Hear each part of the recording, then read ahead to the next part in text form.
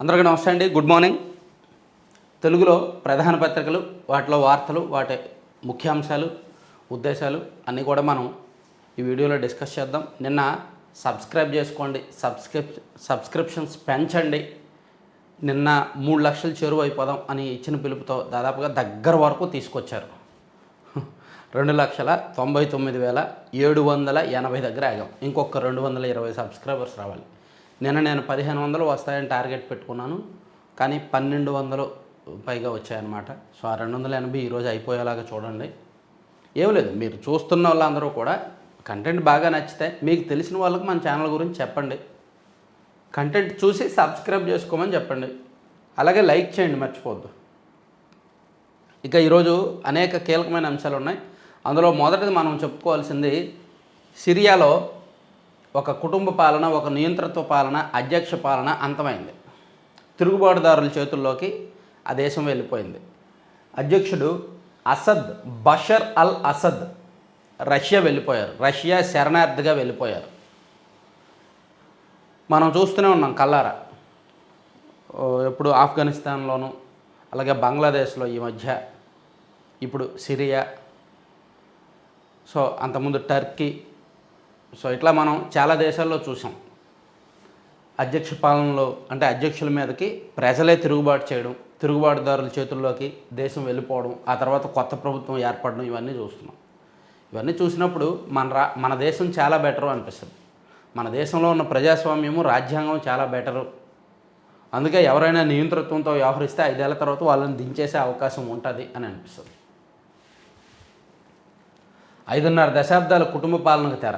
వీధుల్లోకి వచ్చి సంబరాలు చేసుకున్న ప్రజలు, తిరుగుబాటుదారుల నియంత్రణలోకి ప్రభుత్వం, అధికార బదిలీకి సిద్ధమన్న ప్రధానమంత్రి, గోలాన్ హైట్స్ బఫర్ జోన్లో ఇజ్రాయెల్ పాగా, కుటుంబం సహా రష్యాకు చేరుకున్న అసద్.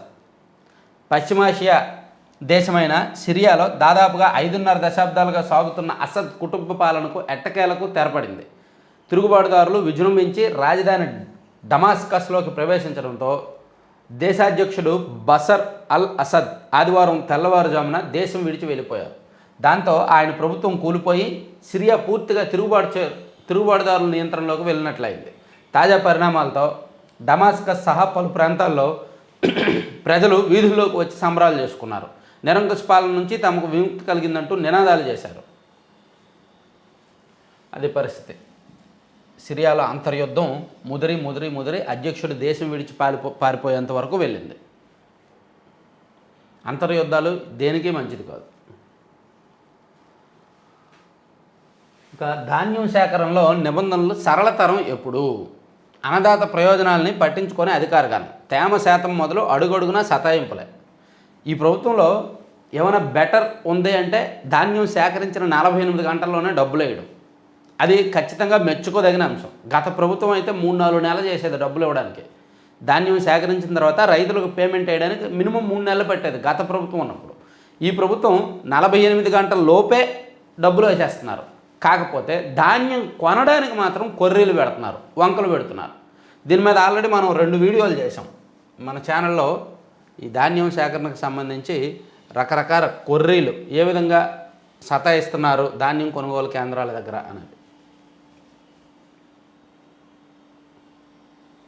ధాన్యం ఎవరు ఎక్కువ కొన్నారు, జగన్ పాలిటిక్స్ రైతులకు తెలియదా అని చెప్పి అదొకటేను. తర్వాత ధాన్యం కొనుగోలులో కొత్త కష్టాలు, ధాన్యం కొనుగోలులో రైతులకు ఎదురవుతున్న కష్టాలు ఒకటి చేసాం. అలాగే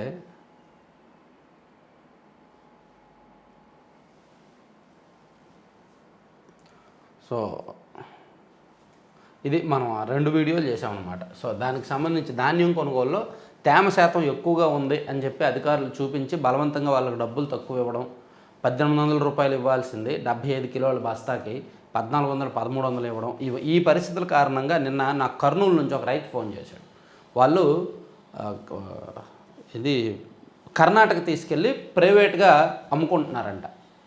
అక్కడ 75 కేజీల బస్తాకే కాదు, అక్కడ క్వింటాకు అనుకుంటా, క్వింటాకి 2,500కు పైగా ఇస్తున్నారంట. ఎంతైనా ఇప్పుడు 75 కేజీలకి 1,300, 1,400 ఇక్కడ తీసుకునే బదులు అక్కడ క్వింటా 2,400కు, 2,500కు అమ్ముకోవడం మంచిదేగా. అందుకే కొంతమంది సరిహద్దు ప్రాంతాల రైతులు అక్కడ ప్రైవేటు వాళ్ళకి అమ్మేస్తున్నారు పక్క రాష్ట్రాల్లో. నాకు స్వయాన ఒక రైతు చెప్పింది. ఎందుకంటే ఇక్కడ కొన్ని నిబంధనలు కఠినంగా ఉన్నాయి. కొనుగోలుదారులకు అంటే సేకరించిన డబ్బులు వెంటనే వేసేస్తున్నారు. ఆ ఒక్కటి పాజిటివ్. మిగిలిన చాలా వ్యవహారాల్లో నెగిటివ్ ఉన్నాయి. రాష్ట్రంలో వరి సాగు ఉత్పత్తి ఏటిగాడు తగ్గుతున్నాయి. 5 ఏళ్లుగా భారీ వర్షాలు, వరదలతో తదితర ప్రతికూల వాతావరణ పరిస్థితులతో పాటు సేకరణలో ప్రభుత్వ నిబంధనలు దీనికి కారణం. ఈ క్రాప్లో నమోదు, రైతు సేవా కేంద్రంలో పేరు నమోదు నుంచి మిల్లుకు వెళ్ళేదాకా అడుగడుగునా సతాయింపులే.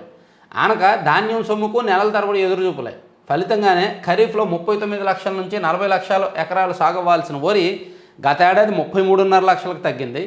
2019-20తో పోలిస్తే 2023-24లో సేకరణ 18 లక్షల టన్నులు తగ్గింది. ఈ ఏడాది సాగు కొంత పెరిగినా సాధారణం కంటే తక్కువే.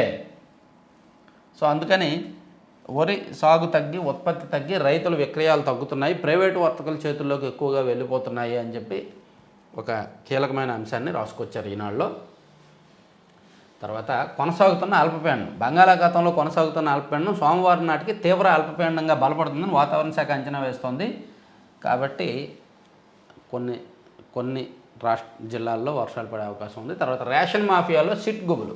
ఎప్పుడు వస్తుంది, ఏమేమి తీస్తుందని ఆందోళన. తనిఖీలకు రాకుండా అడ్డుకునేందుకు మైండ్ గేమ్. ఉపాధి పోతుంది, ఎగుమతులు ఆగిపోతాయంటూ ప్రకటనలు. ఇక్కడ ఈనాడులో ఇది రాశారు కదా, రేషను మాఫియా భయపడుతున్నారు అని. ఆంధ్రప్రభలో ఏం రాశారు తెలుసా? వాళ్ళు ఆల్టర్నేటివ్ ప్లాన్ చేసుకున్నారు. రూట్ మార్చిన రేషన్ మాఫియా. ఆగని రేషన్ బియ్యం అక్రమ రవాణా. కాకినాడ పోర్టుపై పెరిగిన నిఘా. దారి మళ్లించి చెన్నై పోర్టుకు తరలింపు. నెల్లూరు కేంద్రంగా రేషన్ బియ్యం నిల్వలు. ఉమ్మడి జిల్లాల నుంచి బియ్యం ఎగుమతి. గుడిపల్లిపాడులోని రైస్ మిల్లులో పాలిష్. అక్కడే పీడిఎస్ బియ్యం గోతాల మార్పు. గుట్టు చప్పుడు కాకుండా అక్రమ రవాణా. ప్రతి నెల 60,000 మెట్రిక్ టన్నులు దోపిడీ. అధికారులు, ప్రజాప్రతినిధులకు ముడుపులు. నెల్లూరులో చక్రం తిప్పుతూ మాఫియా లీడర్గా వ్యవహరిస్తున్న ఓ మాజీ లీడర్ అని చెప్పి రాసుకొచ్చారు. కరెక్టే. ఇప్పుడు శతకోటి దరిద్రాలకు అనంతకోటి ఉపాయాలు అంటారు కదా, అలాగే ఏం తీసుకొచ్చినా రేషన్ బియ్యం అక్రమ తరలింపు ఆగిపోవాలని ఎన్ని రూల్స్ తెచ్చినా, పోర్టును మూసేసినా వేరే పోర్టు ఉంటుంది, ఆ పోర్టును మూసేసినా వేరే పోర్టు ఉంటుంది, వేరే రాష్ట్రాల్లో పోర్టులు ఉంటాయి. అది మూసేసినా వాళ్ళకి వేరే ఆల్టర్నేటివ్ మార్గాలు ఉంటాయి. దీనికి పరిష్కారం ఏంటంటే రేషన్ డీలర్ వ్యవస్థ నుంచే ప్రక్షాళన చేయాలి. ఎవరైతే బియ్యం తీసుకోరో వాళ్ళకి బియ్యం ఇవ్వడం ఆపేయాలి, మానేయాలి. అదే సరైన పరిష్కారం. లేదా పూర్తిగా సన్నబియ్యం ఇచ్చేసి మీరు తినండి, మీరు అమ్ముకోవద్దు, అసలు బియ్యం తీసుకెళ్లకుండా డబ్బులు తీసుకెళ్తే అది చట్టరీత్యా నేరం అని చెప్పి వాళ్ళ మీద కేసులు నమోదు చేయాలి. అదొక్కటే సరైన పరిష్కారం. మీరు ఎన్ని పోర్టులు కంట్రోల్ చేసినా, ఎన్ని పోర్టులు మూసేసినా రేషన్ బియ్యం అక్రమ తరలింపు అనేది ఆగదు. చూడండి, ఇప్పుడు చెన్నై పోర్టు నుంచి వెళ్తున్నారు. ఒకవైపు భయపడుతున్నారు, బతిమలాడుకుంటున్నారు, గతంలో చేసిన అక్రమాలు బయటకు వస్తాయేమోనని. మరోవైపు ఆల్టర్నేటివ్ మార్గాలు కూడా చూసుకుంటున్నారు. సిట్ ఎప్పుడు వస్తుంది? కేసులు నమోదైన 13 కంపెనీలైనా ఇతర ఎగుమతి సంస్థలపైన ఆరా తీస్తుందా? కాకినాడ జిల్లాలో ఇదే చర్చ. పేదల బియ్యం అక్రమ రవాణా మూలాల శోధనకు ప్రత్యేక దర్యాప్తు బృందంను ప్రభుత్వం నియమించిన విషయం తెలిసిందే. త్వరలో సిట్ రంగంలోకి దిగనున్న నేపథ్యంలో రేషన్ మాఫియా గుండెల్లో గుబులు మొదలైంది. దీంతో కార్మికులకు ఉపాధి పోతుంది, ఎగుమతులకు నష్టం ఏర్పడుతుందని ప్రకటనలు ఇస్తూ మైండ్ గేమ్ ఆడుతోంది రేషన్ మాఫియా. ఈ మాఫియాని ఎవరు ఏమీ చేయలేరు. ఇందులో పెద్ద వాళ్ళు ఉన్నారని చెప్పుకున్నాము. కాకపోతే సిట్ ఒకవేళ నిజంగా సిట్ కనుక సీరియస్గా వ్యవహరించి వాళ్ళని మొత్తం కంట్రోల్ చేసేస్తే, అక్కడ అది కంట్రోల్ అయితే, ఎండ్ పాయింట్ కంట్రోల్ అయితే, స్టార్టింగ్ పాయింట్ రేషన్ డీలర్లు ప్లస్ ఆ గోదాముల్లోంచి ఆ స్టాక్ పాయింట్లు మండల లెవెల్లో కూడా కంట్రోల్ చేసేస్తే రేషన్ బియ్యం మాఫియా పూర్తిగా కంట్రోల్ అయిపోద్ది. ఇక్కడ ఎంత సీరియస్గా సిట్ దర్యాప్తు చేసి ప్రభుత్వానికి నివేదించి ప్రభుత్వం యాక్షన్ తీసుకుంటుందో గ్రౌండ్ లెవెల్లో కూడా అలాగే జరగాలి. ఆ రెండు జరిగితేనే జరుగుద్ది. ఈ రెండు కూడా జరిగే అవకాశాలు ఉండవులే. తర్వాత ఉపాధ్యాయ ఎమ్మెల్సీ ఓట్ల లెక్కింపు నేడే. 4 బలుగొన్న డ్రైవర్ నిద్రమత్తు. పల్నాడు జిల్లాలో చెట్టును ఢీకొన్న కారు. ఈ రోడ్డు ప్రమాదాలు. ఇక ఇది సంగతి. కార్టూను మంచి అంతర్జాతీయ అవినీతి వ్యతిరేక దినోత్సవం అంట.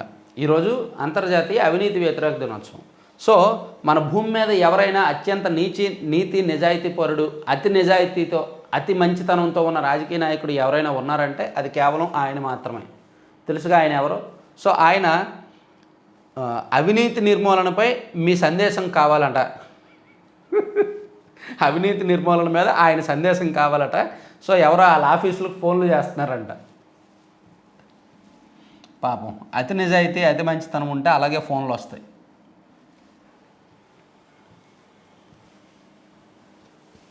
నాకు డౌట్, ఆ పార్టీ మీటింగ్ జరుగుతున్నప్పుడు ఆయన అలా మాట్లాడుతున్నప్పుడు ఎదురుగా ఉన్న వాళ్ళు చప్పట్లు కొడతారు, సూపర్ సూపర్ అని. అందుకే ఆ పార్టీ అలా తయారైంది.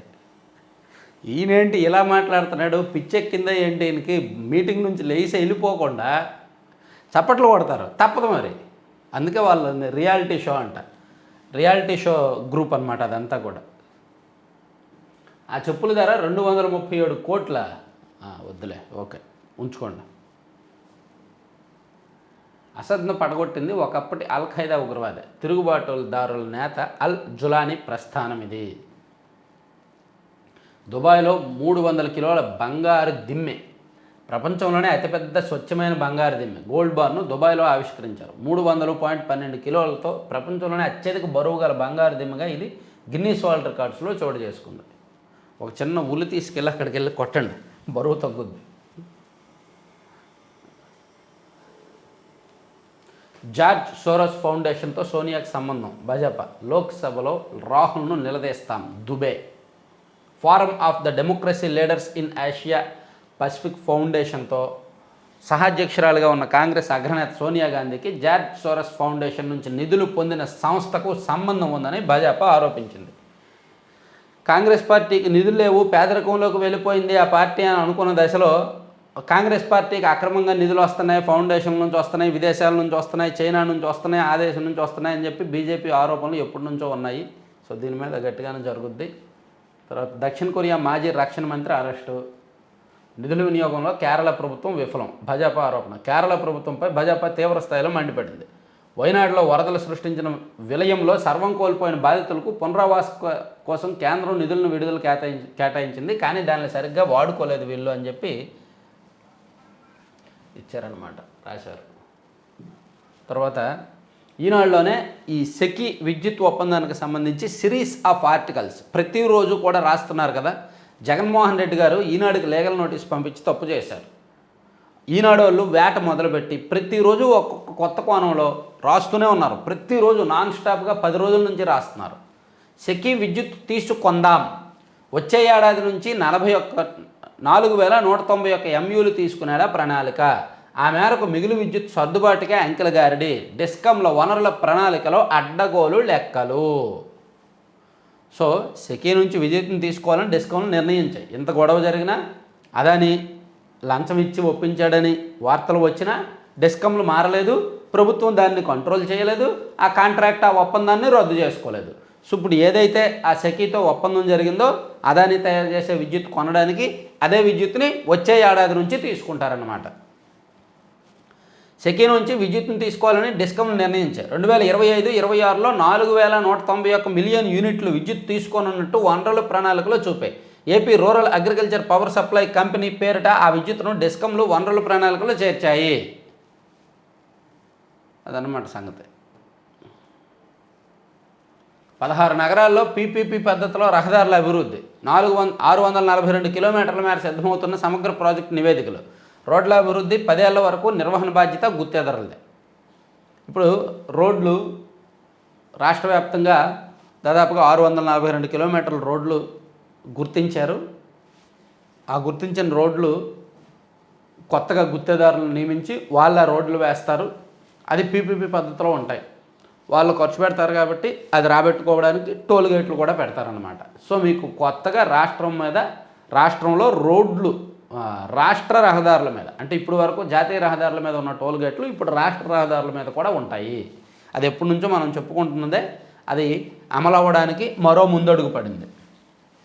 10 ఏళ్ల వరకు ఆదాయం గుత్తేదారులదే. టెండర్లు దక్కించుకునే గుత్తేదారులు రోడ్ల అభివృద్ధికి పెట్టుబడులు పెట్టి వాటిపై 10 ఏళ్లలో వివిధ రూపాల్లో వచ్చే ఆదాయం తీసుకొనున్నారు. రోడ్లకు ఇరువైపులా రోడ్ల మధ్యలో ప్రచార బోర్డులపైన ఇప్పటికే వాహనాల పార్కింగ్ స్థలాలుంటే వాటిపై వచ్చే ఆదాయం గుత్తేదారులకే చెందుతుంది. రోడ్లపై ఇతరత్ర ఎలాంటి రుసుములు వచ్చినా వారికే హక్కు ఉంటుంది. రోడ్ల అభివృద్ధితో పాటు 10 ఏళ్ల వరకు వాటి నిర్వహణ బాధ్యత కూడా గుత్తేదారులే చూడాలి, ఎక్కడ గోతులు లేకుండా చూసుకోవాలి. సో ఇది ఒక రకంగా మంచి, ఒక రకంగా చెడు. రోడ్లు డెవలప్ అవుతాయి, గోతులు ఉండవు. అయితే రోడ్డు ఎక్కితే డబ్బు కట్టాలి. ఒక రకంగా మంచి ఉంటుంది, చెడు ఉంటుంది. తర్వాత రైతుల ప్రదర్శన అడ్డగింత. పంజాబ్ హర్యానా సరిహద్దులో బాష్పవాయు ప్రయోగం. తమ సమస్యలపై గలమెత్తడానికి పాదయాత్ర ద్వారా ఢిల్లీకి చేరుకోవాలని 101 మంది రైతుల బృందం మరోసారి చేసిన ప్రయత్నాన్ని హర్యానా భద్రతా బలగాలు ఆదివారం అడ్డుకున్నాయి. వారిపైకి బాష్పవాయు గోళాలు ప్రయోగించింది. మొన్న 2 రోజుల ముందు సేమ్ సీను, మళ్ళీ నిన్న కూడా సేమ్ సీన్ అన్నమాట. రైతులు బయలుదేరడం, అక్కడ పోలీసులేమో అడ్డుకోవడం పరిపాటిగా మారింది. తర్వాత 100 ఏళ్ళైనా వన్నె తగ్గని మహల్. ఎక్కడిది? పశ్చిమ గోదావరి జిల్లా ఆచంటలోని 100 ఏళ్ల నాటి గంధర్వ మహల్ ఇప్పటికీ వన్నె తగ్గకుండా కాంతులేనుతోంది. ఈ భవనం ఉత్తర భారత నిర్మాణ శైలిని పోలి ఉంటుంది. దీన్ని జమీందారు గొడవర్తి నాగేశ్వరరావు అభిరుచికి ప్రతీకగా అరెకరం విస్తీర్ణంలో నిర్మించారంటండి. బాగుంది. ఇటువంటివన్నీ అపురూపంగా చూసుకోవాలి. రాజస్థాన్ సర్వే రాళ్లతో ఎవరికి లాభం? గత ఏడాది 20 లక్షల రాళ్లకు టెండర్. వెంకటరెడ్డి సన్నిహితుడి సంస్థకు దక్కిన బిడ్. వీటిపై దృష్టి పెట్టిన ఏసీబీ అధికారులు భూములు రీసర్వే చేసి వాటిలో సర్వే రాళ్ళు పాతించి, ఆ సర్వే రాళ్ళు ఆర్డర్ ఏమో మనం అనుకున్న వాళ్ళకి ఇచ్చేసి వాళ్ళ దగ్గర కమిషన్లు తీసుకొని అడ్డగోలుగా కోట్లు సంపాదించి అంత చేశారు. తర్వాత సాగర తీరం సంభ్రమాశ్చర్యం. విశాఖలో ఘనంగా తొలి జలాంతర్గామి 57వ వార్షికోత్సవం అంట. ఓకే. నిధులు ఇచ్చిన నిర్లక్ష్యం చేశారు. వైకాపా హయాంలో అధ్వానంగా మారిన రోసా నిధుల వినియోగం. 40 కోట్లకు పైగా వ్యయం చేయని దుస్థితి. అవి ఖర్చు చేస్తేనే కొత్తవి మంజూరు అంటూ కేంద్రం మెలిక. ఉన్నత విద్యా సంస్థల్లో మౌలిక సదుపాయాల కల్పనకు రాష్ట్రీయ ఉच्चतर శిక్ష అభియాన్ నిధులను ప్రభుత్వం గాడిన పెట్టాల్సిన అవసరం ఉంది. వైసీపీ హయాంలో వాళ్ళు పరిపాలన చేయాల. ఏ శాఖలో కూడా వాళ్ళకి పాలన మీద పట్టురాల. 5 సంవత్సరాలు జగన్మోహన్ రెడ్డి గారు పరిపాలించినప్పటికీ అసలు ఏ శాఖలో ఏ విధంగా కేంద్రం నుంచి నిధులు వస్తాయి, వాటిని మనం ఏ విధంగా వాడుకోవచ్చు అనేది వాళ్ళకి తెలియలేదు. దాని మీద దృష్టి కూడా పెట్టలేదు, నేర్చుకునే ప్రయత్నము చేయలేదు. అందుకే చాలా పథకాలు, రైతులకు సంబంధించిన పథకాలు, హార్టికల్చర్ పథకాలు, వైద్యానికి సంబంధించిన పథకాలు, కేంద్రం నుంచి వచ్చే డబ్బులను కూడా సరిగ్గా వాడుకోవాలి. అంతెందుకు కేంద్రం రైల్వే లైన్ వేస్తానంటే రాష్ట్రంగా వాటాగా వీళ్ళు పెట్టాల్సిన డబ్బులు కూడా ఇవ్వాల. అలా వాళ్ళు గత 5 ఏళ్ళు పరిపాలించాల, అరాచకం చేశారు. తాకట్టు అప్పు తీర్చకుండానే కనికట్టు, రుణం చెల్లించేసినట్టు నకిలీ రసీదులు, బ్యాంకులు, ప్రైవేట్ రుణ సంస్థలకు టోకరా, ఉమ్మడి పశ్చిమలో కొత్తదంద.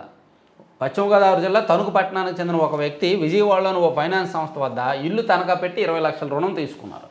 కొన్నాళ్ళ తర్వాత ఫైనాన్స్ సంస్థ మేనేజర్ అంటూ ఓ వ్యక్తి సబ్ రిజిస్ట్రార్ కార్యాలయానికి వెళ్ళి ఆ రుణం తీరిపోయిందంటూ నకిలీ పత్రాలు చూపించి మార్టిగేజ్ డీడ్ రిలీజ్ చేయించారు.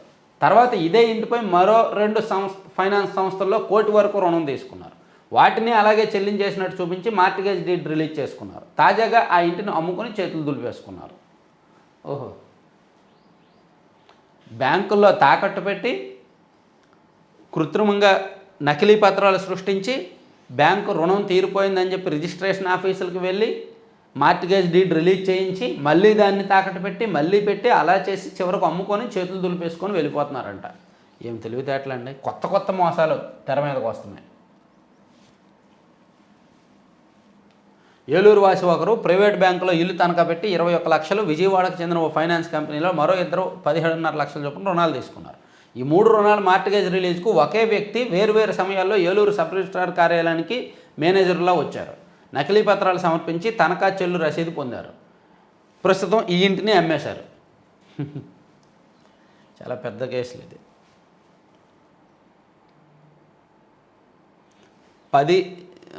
దాదాపుగా 10 ఘటనలు జరిగాయండి ఇటువంటి.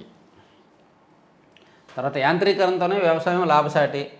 కేంద్ర సహాయ మంత్రి పెమ్మసాని చంద్రశేఖర్ అగ్రిటెక్ ఇన్నోవేషన్ సెంటర్కు భూమి పూజ. ఓకే,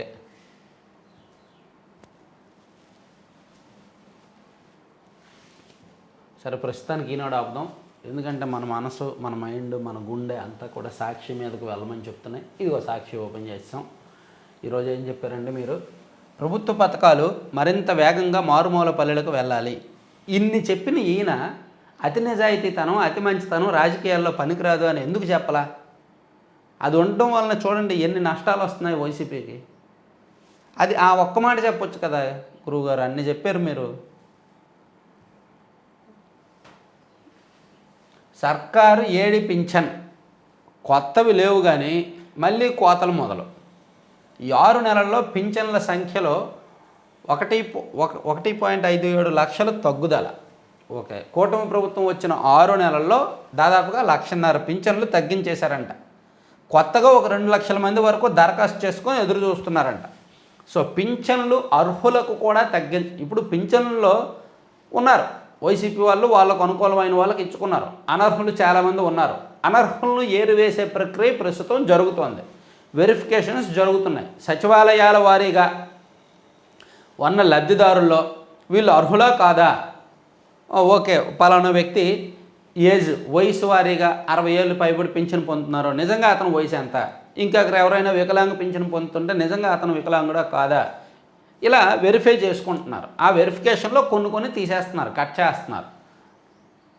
ఇందులో ఎక్కువ వికలాంగులుగా అన్యాయం జరుగుతుంది. వాళ్ళేంటి సదరం ఆ కార్యాలయానికి వెళ్ళి సదరం సర్టిఫికేట్ తెచ్చుకోవాలి, వాళ్ళేమో టైంకి ఇవ్వట్లేదు, దానివలన మిస్ అవుతున్నాయి. 2 కాళ్ళు దెబ్బతిన్నా పింఛన్ ఇవ్వట్లేదంట ప్రభాకర్. కళ్యాణపురం ఎస్టీ కాలనీ, పుత్తూరు మండలం, తిరుపతి జిల్లా. ఇటువంటి వాళ్ళకి అన్యాయం జరుగుద్ది, అర్హులకు కూడా. అది ప్రభుత్వం జాగ్రత్తగా చూసుకోవాలి. తర్వాత మన అతి నిజాయితీ పరులు ఏం చెప్పారంటే, కూటమి కొత్త స్టంట్స్, పేరెంట్స్ కమిటీ సమావేశాల పేరుతో ఏమార్చే యత్నం. ఇంతటి నటనా కౌశలం సీఎం చంద్రబాబుకే సొంతం. వైఎస్ఆర్సీపీ అధ్యక్షుడు వైఎస్ జగన్మోహన్ రెడ్డి మండిపాటు. టీచర్లు, విద్యార్థుల తల్లిదండ్రులతో సమావేశాలు కొత్త ఏమీ కాదు. గత వైఎస్ఆర్సీపీ ప్రభుత్వ హయాంలో క్రమం తప్పకుండా జరిగాయి. అవునా? టీచర్లు పేరెంట్స్ మీటింగు గత వైసీపీ హయాంలో క్రమం తప్పకుండా జరిగాయంట. ఎప్పుడైనా విద్యాశాఖ మంత్రి గారు వెళ్ళారా? సీఎంగా జగన్మోహన్ రెడ్డి గారు కూడా వెళ్ళారా పేరెంట్స్ టీచర్స్ మీటింగ్కి? అంటే నాకు గుర్తులేదు. ఒకవేళ వెళ్ళారంటే వైసీపీ వాళ్ళు ఎవరైనా ఉంటే కామెంట్ చేయండి. పేరెంట్స్ టీచర్ మీటింగ్స్ జరగట్లేదు అనట్లా. మనం కూడా నిన్న మొన్న చెప్పుకున్నది అదే.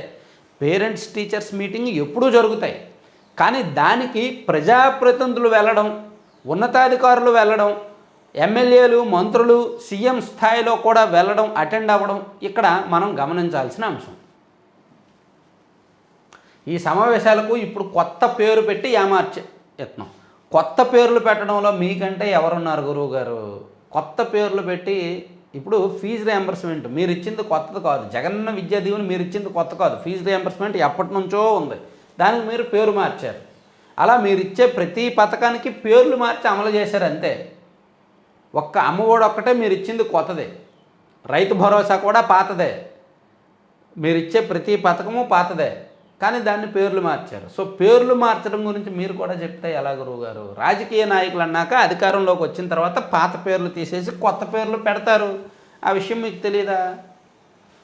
ఇంగ్లీష్ మీడియము, టోఫెల్, సబ్జెక్టు టీచర్ల విధానం, సిబిఎస్ఈ, ఐబీ సిలబస్, ట్యాబ్లు ఎందుకు ఆపేశారు? ఇవన్నీ కూడా తల్లిదండ్రులే రిజెక్ట్ చేశారు. ట్యాబ్లు తల్లిదండ్రులే వద్దన్నారు, ట్యాబుల వల్ల పిల్లలు చెడిపోతున్నారు అని. టోఫెల్ సెక్షన్ వద్దన్నారు, ఐబీ సిలబస్ వద్దన్నారు. ఇవన్నీ ఇంగ్లీష్ మీడియం కూడా తల్లిదండ్రులే వద్దన్నారు. పేరెంట్స్ ఎప్పుడైనా మనం ఒక నిర్ణయం తీసుకున్నామంటే అందులో పేరెంట్స్ని ప్లస్ స్టూడెంట్స్లో మోర్ దాన్ 70% యాక్సెప్టెన్స్ ఉండాలి, వాళ్ళ అంగీకారం మేరకు తీసుకోవాలి. కానీ మోర్ దాన్ 70% వ్యతిరేకత ఉన్నప్పటికీ వీళ్ళ ప్రయోజనం కోసం ఎవడో ట్యాబులు సరఫరా చేసేవాడు కమిషన్లు ఇస్తాడు కదా, సో వాడికి ట్యాబులు కాంట్రాక్ట్ ఇచ్చేద్దాం, అవసరం లేకపోయినా అరే నువ్వు ట్యాబులు ఇచ్చేసి నా కమిషన్ నాకు ఇచ్చేయి. ఎవరో మనకు తెలిసిన వాళ్ళని ప్రయోజనం చేకూర్చడం కోసం, మనం అనుకునే వాళ్ళకి లాభసాటి చేయడం కోసం, వాళ్ళ నుంచి కమిషన్లు తీసుకోవడం కోసం కొన్ని బలవంతంగా రుద్దారన్నమాట వ్యవస్థల్లో. స్కూళ్ళు, టాయిలెట్ల నిర్వహణ గురించి ఎందుకు పట్టించుకోలేదు? విద్యా దీవెన, వసతి దీవెన ఇవ్వకుండా డైవర్షన్ రాజకీయాలా అని జగన్మోహన్ రెడ్డి గారు చెప్పారు. అయితే ఒకటి మాత్రం నిజం, ఫీజు రియంబర్స్మెంట్ మాత్రం ఈ ప్రభుత్వం, కూటమి ప్రభుత్వం లేట్ చేస్తోంది. ఇది మాత్రం అన్యాయమే. దాదాపుగా 10 లక్షల మంది విద్యార్థులకు అన్యాయం జరుగుతోంది. ఫీజు రియంబర్స్మెంట్ విషయంలో ఒక క్లారిటీ అయితే ఇవ్వట్లేదు వీళ్ళు. అదే ఉన్మాదం సెకీ విద్యుత్పై వాస్తవాలు కనిపిస్తున్న ఆగని ఈనాడు గుడ్డి రాతలు. అంతర్రాష్ట్ర ప్రసార ఛార్జీల నుంచి 25 ఏళ్ల పాటు సెకీ విద్యుత్కు పూర్తి మినహాయింపు. ఆ విషయం కేంద్ర ప్రభుత్వం సెంట్రల్ ఎలక్ట్రిసిటీ రెగ్యులేటరీ కమిషన్ ఆదేశాలు సెకీ ఒప్పందంలోనూ స్పష్టం. రాష్ట్రంలోనే 6,400 మెగావాట్ల సౌర విద్యుత్ ఉత్పత్తి ప్రాజెక్టు పెట్టాలంటే నెట్వర్క్ విస్తరణకే 2,600 కోట్లు వ్యయం. సెకీ నుంచి తీసుకోవడం వల్ల ఆ వ్యయం లేకపోగా భారీగా ఆదా. ఒకే అబద్ధాన్ని పదే పదే చెప్పడం ద్వారా ప్రజలను ఏమార్చాలని టీడీపీ దాని కరపత్రిక పన్నాగం అని చెప్పి అత్యంత నిజాయితీ గల పత్రికలో రాశారనమాట. తర్వాత అసద్ పాలన అంతం తిరుగుబాటుదారుల చేతుల్లోకి సిరియా. ఓకే, వేరువేరు చోట్ల 2 ప్రమాదాలు 7 దుర్మరణం రాసి చెప్పుకున్నాం. ఎక్కడే లేని ఈవీఎంలు మనకే ఎందుకు? అమెరికా మీరు గెలిస్తే ఇలా మాట్లాడతారా? ఈవీఎంల మీద మాట్లాడుతున్న ప్రతి రాజకీయ పార్టీలు ఎన్నికలకు ముందే అడగాలి, మాకు ఈవీఎంలు వద్దు, బ్యాలెట్ పేపర్లో పెట్టండి అని. ఇదే ఇక్కడ కనుక ఎన్సీపీ ఎస్పీ ఇది గెలిచుంటే, ఉద్ధవ్ శివసేన గెలిచుంటే వాళ్ళు ఈవీఎంల మీద మాట్లాడతారా? గెలిచిన వాళ్ళు మాట్లాడట్లేదు, ఓడిపోయిన వాళ్ళు మాట్లాడుతున్నారు. సాకులో ఇదొక రాజకీయాల్లో ఇదొక కొత్త ట్రెండ్ అయిపోయింది మన ఇండియన్ పాలిటిక్స్లో. ఎన్నికలకు ముందే మాట్లాడాలి, మాకు ఈవీఎంలో వద్దు, ఎలక్షన్లో మాకు బ్యాలెట్ పేపర్ల మీద నిర్వహించాలి అని అడగాలి. ఓడిపోయిన తర్వాత మాట్లాడితే ఓడిపోయారు కాబట్టి మాట్లాడారని అంటారు. ఉద్రిక్తంగా రైతుల చలో ఢిల్లీ ఇందాక చెప్పుకున్నాము. సాక్షిలో సరదాగా 2వ పేజీకి వెళ్దామండి. వెళ్దాం. ఏమో ఎక్కడ ఏ ఆనిముత్యం రాశారో రాస్తారుగా, రావా? వచ్చావా? కూటమి కొత్త స్టంట్స్. బా, ఒక ట్వీట్ చేస్తే ఇంత పెద్ద వార్త అసలు మామూలు కాదండి. జస్ట్ ఒక ట్వీట్ చేశాడు అంతే, ఈయన ఇంత పెద్ద వార్త రాశారు వీళ్ళు. అది కానీ సొంత పత్రిక లేదు పాపం ఆయనకి. అతి నిజాయితీ అతి మంచితనం తప్ప సొంత పత్రిక లేదు. కానీ ట్వీట్లు చేస్తే ఇంతంత పెద్ద వార్తలు వస్తాయి. సోషల్ మీడియా యువత టీనేజర్లలో వ్యసనంగా మారిన సోషల్ మీడియా.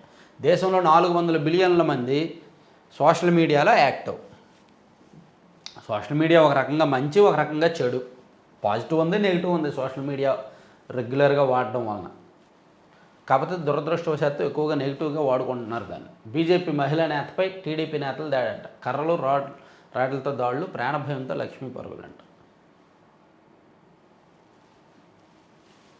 అయిపోయిందిలే. స్వస్తి.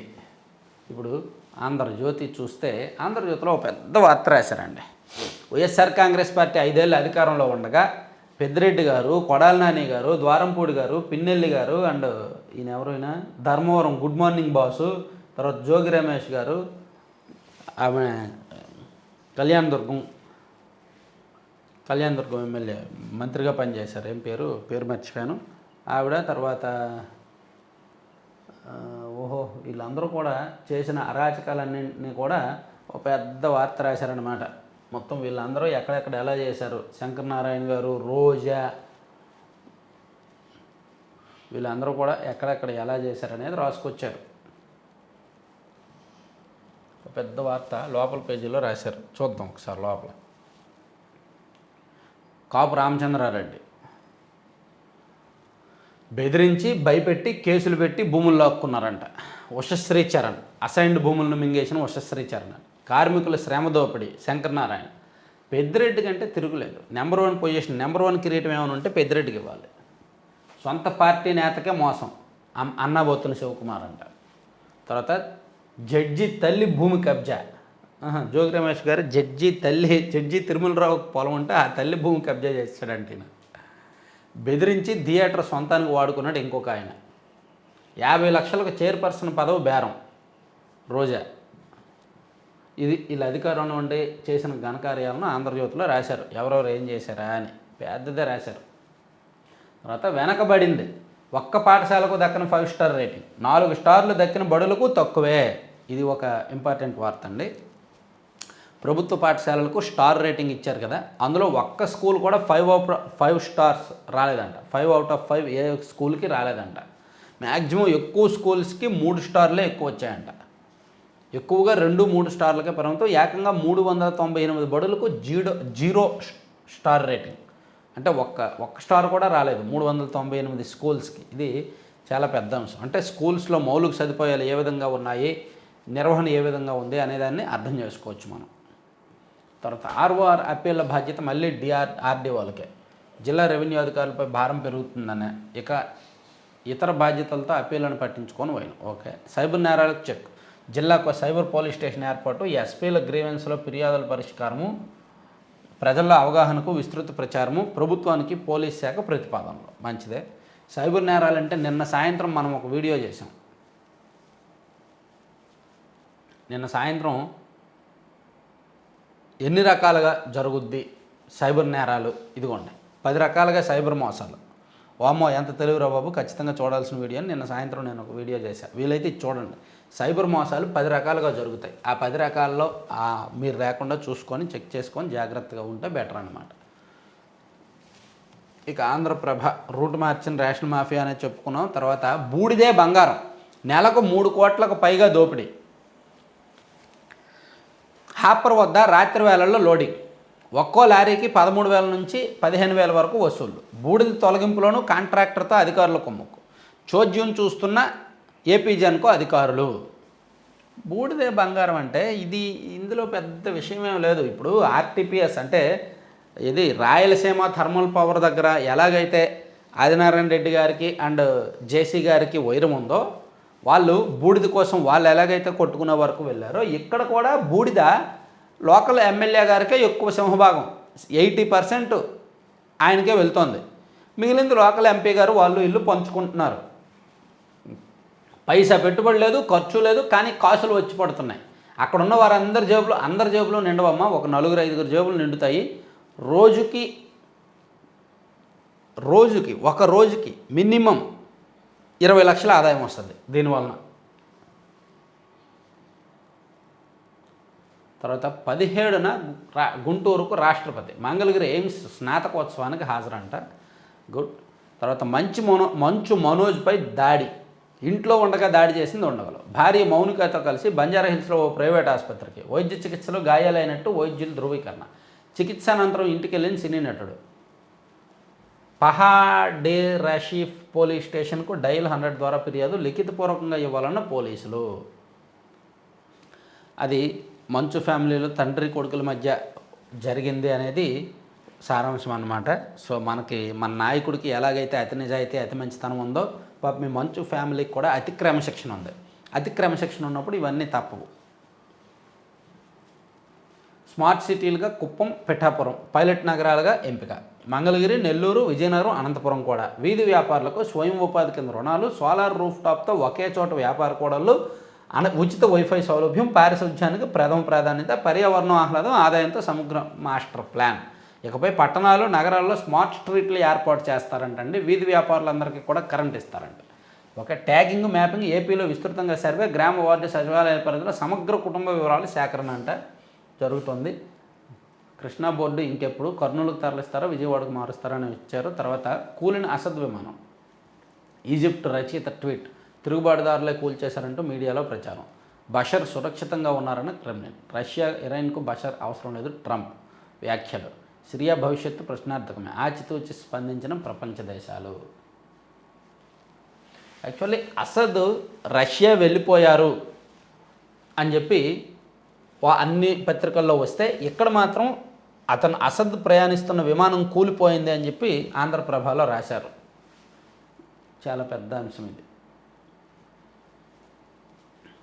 సో ఇవండి 4 పత్రికల్లో ఉన్న వార్తాంశాలు. మరిన్ని కీలకమైన అప్డేట్స్తో మనం ఎప్పటికప్పుడు వీడియోలు చేసుకుందాం. Thank you.